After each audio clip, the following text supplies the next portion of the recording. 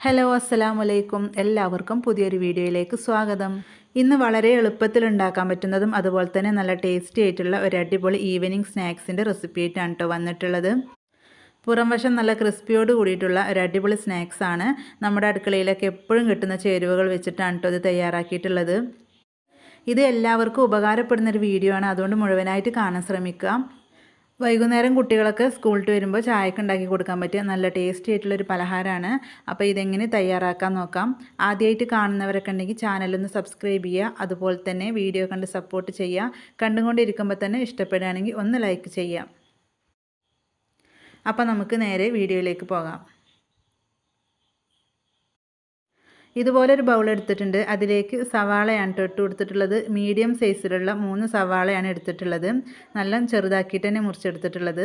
സവാള കുറച്ചധികം തന്നെ എടുക്കണം കേട്ടോ, അപ്പോഴാണ് ഈ ഒരു പലഹാരത്തിന് നല്ലൊരു ടേസ്റ്റ് കിട്ടുന്നത്. അതായത് മെയിനായിട്ട് വേണ്ടത് സവാള തന്നെയാണ്. എത്രത്തോളം സ്നാക്സ് വേണോ അതിനനുസരിച്ച് സവാള എടുക്കട്ടോ. അപ്പോൾ ഞാനൊരു കണക്കിനാണ് ഇവിടെ എടുത്തിട്ടുള്ളത്. അപ്പോൾ ഇനി വേണമെങ്കിൽ അതിനനുസരിച്ച് എല്ലാതും കൂട്ടി കൊടുത്താൽ മതി. ഇതിലേക്ക് ആവശ്യത്തിനുള്ള ഉപ്പ് ചേർത്ത് കൊടുക്കുന്നുണ്ട്.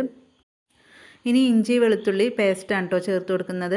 അതായത് ഒരു 4 വെളുത്തുള്ളി എടുത്തിട്ടുണ്ട്, ചെറിയൊരു കഷ്ണം ഇഞ്ചി എടുത്തിട്ടുണ്ട് കേട്ടോ. അത് നല്ലപോലെ ഒന്ന് പേസ്റ്റാക്കിയിട്ട് ചേർത്ത് കൊടുക്കുക. പിന്നെ ഒരു 1/4 ടീസ്പൂണോളം മഞ്ഞൾപ്പൊടി ചേർത്ത് കൊടുക്കുന്നുണ്ട്. പിന്നെ അതുപോലെ തന്നെ ഒരു 1.5 ടീസ്പൂണോളം മുളക് പൊടിയാണ് കേട്ടോ ചേർത്ത് കൊടുക്കുന്നത്. ഇത് കാശ്മീരി മുളക് പൊടി എന്നല്ല കേട്ടോ, സാധാ മുളക് പൊടി തന്നെയാണ്. അത്യാവശ്യം നല്ല കളറും നല്ല എരിവുണ്ട്. അപ്പോൾ അതുകൊണ്ട് കാശ്മീരി മുളക് പൊടിയൊന്നും ചേർക്കേണ്ട ആവശ്യമില്ല. ഈ ഒരു മുളക് പൊടി ചേർത്താൽ തന്നെ നല്ലൊരു കളർ കിട്ടും. ഇത്ര എരിവ് വേണ്ടെങ്കിൽ 1 ടീസ്പൂൺ മുളക് പൊടിയും 1 ടീസ്പൂൺ കാശ്മീരി മുളക് പൊടിയും കൂടെ ചേർത്ത് കൊടുക്കാം. പിന്നെ ഇതിലേക്ക് ഞാൻ 1 ടീസ്പൂണോളം ചിക്കൻ മസാലയാണ് ചേർത്ത് കൊടുക്കുന്നത്. അതില്ലെങ്കിൽ ഗരം മസാല ചേർത്ത് കൊടുത്താലും മതി. ഗരം മസാല ചേർത്ത് കൊടുക്കുമെന്ന് വെച്ചെങ്കിൽ 1/2 ടീസ്പൂൺ മാത്രം മതി കേട്ടോ. പിന്നെ ഇതിലേക്ക് ഞാൻ 1 ടീസ്പൂണോളം കായപ്പൊടി ചേർത്ത് കൊടുത്തിട്ടുണ്ട്. കായപ്പൊടിയൊക്കെ ചേർത്തിട്ട് തയ്യാറാക്കുമ്പോൾ നല്ലൊരു ടേസ്റ്റ് ആയിരിക്കും കേട്ടോ ഈ ഒരു പലഹാരത്തിന്. പിന്നെ ഇത് ഉണ്ടാക്കി കഴിയുമ്പോൾ അത്യാവശ്യം ക്രിസ്പി നല്ല സോഫ്റ്റ് ആയി കിട്ടാൻ വേണ്ടിയിട്ട് ഞാനൊരു 1/4 ടീസ്പൂണോളം ബേക്കിംഗ് സോഡ ചേർത്ത് കൊടുത്തിട്ടുണ്ട്. പിന്നെ ഇതിലേക്ക് 2-3 തണ്ട് കറിവേപ്പില ചെറുതായി മുറിച്ചെടുത്തതും പിന്നെ അതുപോലെ തന്നെ 1/2 കപ്പ് മല്ലിയില മുറിച്ചെടുത്തതും പാടെ ചേർത്ത് കൊടുക്കുന്നുണ്ട്. ഇതെന്തായാലും ചേർത്ത് കൊടുക്കുക കേട്ടോ. മല്ലിയിലൊക്കെ ചേർത്ത് കൊടുക്കുമ്പോഴാണ് ഒരു പ്രത്യേക ഫ്ലേവർ കിട്ടുന്നത്. എന്നിട്ട് ഇതെല്ലാം കൂടി നല്ലപോലെ ഒന്ന് മിക്സ് ആക്കി എടുക്കണം. മിനിമം 3 മിനിറ്റ് നേരമെങ്കിലും ഇത് നല്ലപോലെ തിരുമ്മി എടുക്കണം കേട്ടോ. അതായത് ഈ ഒരു സവാളയൊക്കെ നല്ലപോലെ ഒന്ന് സോഫ്റ്റായിട്ട് കിട്ടണം. ഇതിൽ ഞാൻ പച്ചമുളക് ചേർത്ത് കൊടുത്തിട്ടില്ല കേട്ടോ. കുട്ടികളൊക്കെ കഴിക്കുന്നതുകൊണ്ട് തന്നെ പച്ചമുളക് ചേർത്ത് കൊടുത്തിട്ടില്ല. അപ്പോൾ നിങ്ങൾക്ക് പച്ചമുളക് ചേർത്ത് കൊടുക്കണമെങ്കിൽ എരിവിനനുസരിച്ച് ചേർത്ത് കൊടുക്കുക. ഞാനിവിടെ എല്ലാ പൊടികളും ചേർത്ത് കൊടുത്തിട്ടാണ് കേട്ടോ മിക്സ് ചെയ്യണത്. അപ്പോൾ നിങ്ങൾക്ക് മുളക് പൊടിയൊക്കെ ചേർക്കുന്നതിൻ്റെ മുന്നേ മിക്സ് ചെയ്യണമെങ്കിൽ ഉപ്പ് ചേർത്ത് കൊടുത്തല്ലോ നമ്മൾ സവാളയിൽ, ആ ഒരു സമയത്ത് മിക്സ് ചെയ്തെടുക്കാം കേട്ടോ.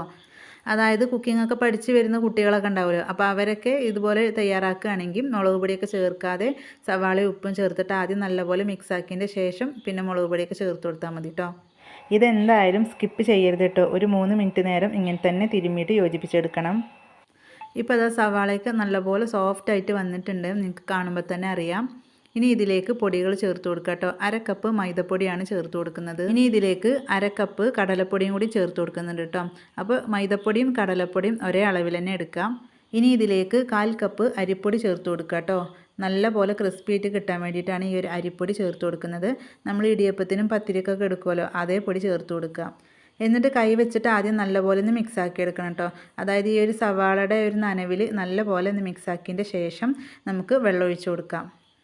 ഈ ഒരു പൊടി അത്യാവശ്യം നല്ല രീതിയിൽ തന്നെ നനഞ്ഞ് കിട്ടും കേട്ടോ ഈ ഒരു സവാളൻ്റെ ഈ ഒരു വെള്ളത്തിൽ. അപ്പോൾ ഞാൻ നേരത്തെ പറഞ്ഞ പോലെ തന്നെ സ്നാക്സ് കൂടുതൽ വേണമെന്നുണ്ടെങ്കിൽ ഇപ്പോൾ ഞാനെടുത്ത ഈ ഒരു അളവുകളൊക്കെ ഒന്ന് കൂട്ടിയെടുത്താൽ മതി. ഇപ്പോൾ ഇതാ കൈ വെച്ചിട്ട് അത്യാവശ്യം നല്ല രീതിയിൽ തന്നെ കുഴച്ചെടുത്തിട്ടുണ്ട്. അപ്പോൾ നമുക്ക് കുറച്ച് വെള്ളം വേണം. അപ്പോൾ അതിന് വേണ്ടിയിട്ട് ആദ്യം ഒരു 2 ടേബിൾ സ്പൂൺ വെള്ളം ഒഴിച്ച് കൊടുക്കാം കേട്ടോ. എന്നിട്ട് നല്ലപോലെ ഒന്ന് മിക്സ് ആക്കി എടുക്കാം. നമ്മൾ ചപ്പാത്തിക്കൊക്കെ കുഴച്ചെടുക്കുമല്ലോ, അതുപോലെ കുഴച്ചെടുക്കാം കേട്ടോ. അത്ര തന്നെ ടൈറ്റ് വേണ്ട, അതിനേക്കാളും ചെറിയൊരു അളവിൽ ലൂസാക്കുക, അല്ലാണ്ട് ലൂസാവും ചെയ്യരുത്. അപ്പോൾ ആ രീതിയിൽ കുഴച്ചെടുക്കണം കേട്ടോ. നല്ലപോലെ കുഴച്ചെടുക്കണം. മിക്സ് ചെയ്താൽ മാത്രം പോരാട്ടോ, അത്യാവശ്യം പ്രസ് ചെയ്തിട്ട് തന്നെ കുഴച്ചെടുക്കുക. കാരണം മൈദയും അരിപ്പൊടിയൊക്കെ ചേർത്തതാണ്.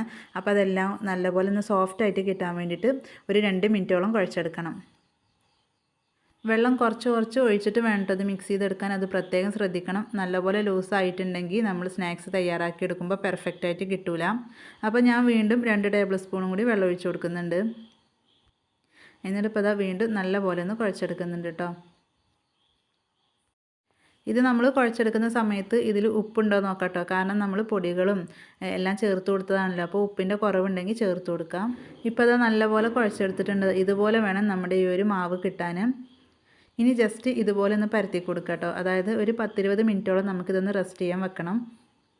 അപ്പോൾ ഇങ്ങനെ പരത്തി കൊടുത്തതിന് ശേഷം ഇതിൻ്റെ മുകളിലേക്ക് കുറച്ചും കൂടെ ഒന്ന് ഓയിൽ തേച്ച് കൊടുക്കുക കേട്ടോ. അതായത് റെസ്റ്റ് ചെയ്യാൻ വെക്കണ്ടല്ലോ ഒരു 20 മിനിറ്റോളം. ആ ഒരു സമയത്ത് ഇത് ഡ്രൈ ആയി പോവാതിരിക്കാൻ വേണ്ടിയിട്ടാണ്.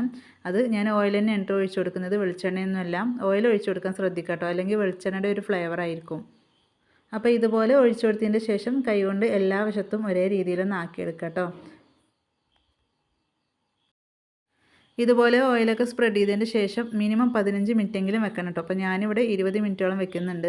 കൂടുതലായാലും കുഴപ്പമില്ല, അരമണിക്കൂറോ 1 മണിക്കൂറോ ആയാലൊന്നും കുഴപ്പമില്ല. അത്രത്തോളം മാവ് നല്ലപോലെ സോഫ്റ്റായിട്ട് കിട്ടും കേട്ടോ. അപ്പോൾ അതെല്ലാം റെഡിയാക്കി എടുത്തിട്ടുണ്ട്. ഇനി നമുക്കിത് അടച്ചു വെക്കാം.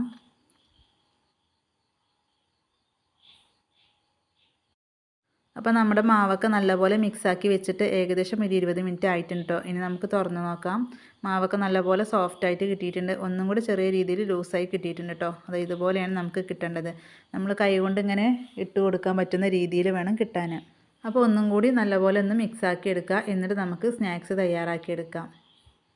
നമ്മളിത് കയ്യിലെടുത്തിട്ട് ഉരുട്ടിയെടുക്കുമ്പോൾ ആ ഒരു സവാളയൊക്കെ നല്ലപോലെ ഫിനിഷായിട്ട് അതിൻ്റെ ഉള്ളിലിരിക്കണം. അങ്ങനെ വേണം കേട്ടോ കിട്ടാൻ. അതാണ് അതിൻ്റെ കറക്റ്റ് പരുവം. ഇനി നിങ്ങൾ തയ്യാറാക്കിയിട്ടുള്ള ആ ഒരു മാവ് ലൂസാണെങ്കിൽ കുറച്ച് മൈദപ്പൊടി ചേർത്ത് കൊടുത്തിട്ട് ഒന്ന് ശരിയാക്കി എടുക്കുക. ടൈറ്റാണെങ്കിൽ കുറച്ച് വെള്ളം ഒഴിച്ച് കൊടുത്തിട്ട് ഇതുപോലെ ആക്കിയെടുക്കുക. ഇത് നമ്മൾ കൈ കൊണ്ട് വേണമെങ്കിലും ഓയിലിലേക്ക് ഇട്ട് കൊടുക്കുക, അതുപോലെ തന്നെ സ്പൂൺ വെച്ചിട്ടും ഇട്ട് കൊടുക്കുക. ഇതിന് കറക്റ്റ് ഷേപ്പൊന്നുമില്ല. അപ്പോൾ നമുക്കിനി ഫ്രൈ ചെയ്തെടുക്കാം. ഫ്രൈ ചെയ്യാനായിട്ട് ഇതുപോലൊരു പാത്രം വെച്ച് നല്ലപോലെ ചൂടായതിൻ്റെ ശേഷം അതിലേക്ക് ഓയിലാണ് കേട്ടോ ഒഴിച്ചു കൊടുക്കുന്നത്. അപ്പോൾ ഞാനിവിടെ കുറച്ച് ഓയിലാണ് കേട്ടോ ഒഴിച്ചു കൊടുത്തിട്ടുള്ളത്. ഒരുപാട് ഓയിൽ ഒഴിച്ചു കൊടുത്തിട്ടുണ്ടെങ്കിൽ നമുക്ക് ഒരുപാടെണ്ണം ഒന്നിച്ച് ഉണ്ടാക്കിയെടുക്കാം. അപ്പോൾ ഞാനിവിടെ കുറച്ചിട്ടിട്ടാണ് കേട്ടോ ഉണ്ടാക്കിയെടുക്കുന്നത്. ഹൈ ഫ്ലെയിമിലിട്ടിട്ട് നല്ലപോലെ ഓയിൽ ചൂടാക്കിയതിൻ്റെ ശേഷം മീഡിയം ഫ്ലെയിമിലേക്ക് ഇട്ട് കൊടുക്കുക കേട്ടോ. നമ്മൾ ഇതിലേക്ക് ഇട്ട് കൊടുക്കുന്ന ആ ഒരു സമയത്ത് നല്ലപോലെ ചൂട് വേണം. അപ്പോൾ അത് ആ ഓയിലൊക്കെ നല്ലപോലെ ചൂടായിട്ടുണ്ട്. ഞാനിപ്പോൾ മീഡിയം ഫ്ലെയിമിലേക്ക് ഇട്ട് കൊടുത്തിട്ടുണ്ട് കേട്ടോ. എന്നിട്ട് നമുക്കിത് ഇതുപോലെ ഇട്ട് കൊടുക്കാം. നല്ല വലുതല്ല നല്ല ചെറുതല്ല കേട്ടോ. നമ്മൾ പക്കവടയൊക്കെ തയ്യാറാക്കുമല്ലോ അതേ രീതിയിലാണ് കേട്ടോ ഞാൻ ഇട്ട് കൊടുക്കുന്നത്. ഇതിൽ നമ്മൾ കുറേ ഇട്ട് കൊടുക്കുമ്പോൾ ഒട്ടിപ്പിടിക്കൊന്നുമില്ല കേട്ടോ. ജസ്റ്റ് നമ്മൾ ഇട്ട് കൊടുക്കുന്ന സമയത്ത് ഒട്ടിപ്പിടിച്ചാലും നമ്മളിത് ഉണ്ടാക്കി കഴിയുമ്പോൾ ഒക്കെ സെപ്പറേറ്റ് ആയിട്ട് കിട്ടും. നമ്മൾ മീഡിയം ഫ്ലെയിമിൽ ഇട്ട് കൊടുത്തുകൊണ്ട് തന്നെ മാവ് ഇട്ട് കൊടുത്തിട്ട് 1 മിനിറ്റ് ആകുമ്പോഴേക്കും ഇതിൻ്റെ സൈഡൊക്കെ ചെറിയ രീതിയിൽ ഇങ്ങനെ കളർ മാറി തുടങ്ങും. അപ്പോൾ നമുക്ക് ഇതുപോലെ തിരിച്ചിട്ട് കൊടുക്കാം കേട്ടോ. തിരിച്ചിട്ട് കൊടുത്തിട്ടും 1 മിനിറ്റോളം തന്നെ വെക്കാം. എന്നിട്ട് ഇടയ്ക്കിടയ്ക്ക് ഇങ്ങനെ ഇളക്കി കൊടുക്കുക കേട്ടോ. സാധാരണ രീതിയിൽ പൊക്കവടയൊക്കെ ഉണ്ടാക്കിയെടുക്കുമല്ലോ അതേ രീതിയിൽ തന്നെ ഇത് ഉണ്ടാക്കിയെടുക്കേണ്ടത്. അപ്പോൾ അത് ഏകദേശം ഇവിടെ റെഡി ആയിട്ടുണ്ട്. ഈ ഒരു കളറാകുമ്പോൾ നമുക്ക് ഓയിലിൽ നിന്ന് കോരി മാറ്റാം. കൂടുതലായിട്ട് സമയം വെച്ചിട്ടുണ്ടെങ്കിൽ ഈ ഒരു സവാള കരിഞ്ഞു പോകും കേട്ടോ. ഈ ഒരു കളറാകുമ്പോൾ എടുക്കണമെന്ന് പറയുന്നത് എന്താ വെച്ചാൽ ഇത് നമ്മൾ ഓയിലിൽ നിന്ന് കോരി മാറ്റിയിട്ട് ഒരു 2-3 മിനിറ്റ് കഴിയുമ്പോഴത്തേക്കും ഇതൊന്നും കൂടെ ഒന്ന് കളറാവും കേട്ടോ. ഈ ഒരു സ്നാക്സ് നിങ്ങൾക്ക് കാണുമ്പോൾ തന്നെ അറിയാം നല്ലപോലെ ക്രിസ്പി ആയിട്ട് തന്നെ കിട്ടിയിട്ടുള്ളത്. പിന്നെ ഈ ഒരു സ്നാക്സിൻ്റെ പ്രത്യേകത എന്ന് വെച്ചാൽ ഒട്ടും ഓയിൽ കുടിക്കില്ല. നമ്മൾ ഫസ്റ്റ് ഒഴിച്ചു കൊടുത്ത അതേ അളവിൽ തന്നെ ഓയിലുണ്ട് കേട്ടോ. ഇത് കാണുമ്പോൾ തന്നെ ഒരു ചിക്കൻ ഫ്രൈഡേ പോലെയൊക്കെ തോന്നുന്നുണ്ട് അല്ലേ. അപ്പോൾ ഇത് കഴിക്കാൻ നല്ല ടേസ്റ്റ് ആട്ടോ. ഇതിൽ നമ്മളെല്ലാ മസാലകളും പിന്നെ അതുപോലെ തന്നെ ഇഞ്ചി വെളുത്തുള്ളിയൊക്കെ ചേർത്തുകൊണ്ട് തന്നെ നല്ല ടേസ്റ്റി ആയിട്ടുള്ള ഒരു അടിപൊളി പലഹാരമാണ് കേട്ടോ. അപ്പോൾ നമുക്ക് ബാക്കിയുള്ളതും ഇതുപോലെ തന്നെ ഉണ്ടാക്കിയെടുക്കാം. നമ്മൾ രണ്ടാമത് ഇതിലേക്ക് ഇട്ട് കൊടുക്കുമ്പോൾ ഓയിൽ നല്ലപോലെ ചൂടുണ്ടെങ്കിൽ മീഡിയം ടു ലോ ഫ്ലെയിമിലേക്ക് ഇട്ട് കൊടുക്കുക കേട്ടോ. എന്നിട്ട് ആ ഓയിലിൻ്റെ ചൂടൊന്ന് പാകാക്കിയതിൻ്റെ ശേഷം മീഡിയം ഫ്ലെയിമിലേക്ക് തന്നെ ഇട്ട് കൊടുക്കുക. അപ്പോൾ അത് മുഴുവനായിട്ട് ഉണ്ടാക്കിയെടുത്തിട്ടുണ്ട്. വൈകുന്നേരം ചായയുടെ കൂടെയൊക്കെ കഴിക്കാൻ പറ്റിയ നല്ല ടേസ്റ്റി ആയിട്ടുള്ള ഒരു സ്നാക്സാണ്. അപ്പോൾ മഴക്കാലമൊക്കെ ആണല്ലോ, മഴക്കാലത്തൊക്കെ നല്ല ക്രിസ്പി ആയിട്ടുള്ള സ്നാക്സ് കഴിക്കാനാക്കാറില്ല എല്ലാവർക്കും ഇഷ്ടം. അപ്പോൾ ഇതുപോലെ ഒന്ന് തയ്യാറാക്കി നോക്കാം കേട്ടോ. ഒരു പ്രാവശ്യം നിങ്ങൾ തയ്യാറാക്കി നോക്കണം, അപ്പോഴേ ഇതിൻ്റെ ഒരു ടേസ്റ്റ് നിങ്ങൾക്ക് മനസ്സിലാവുള്ളൂ.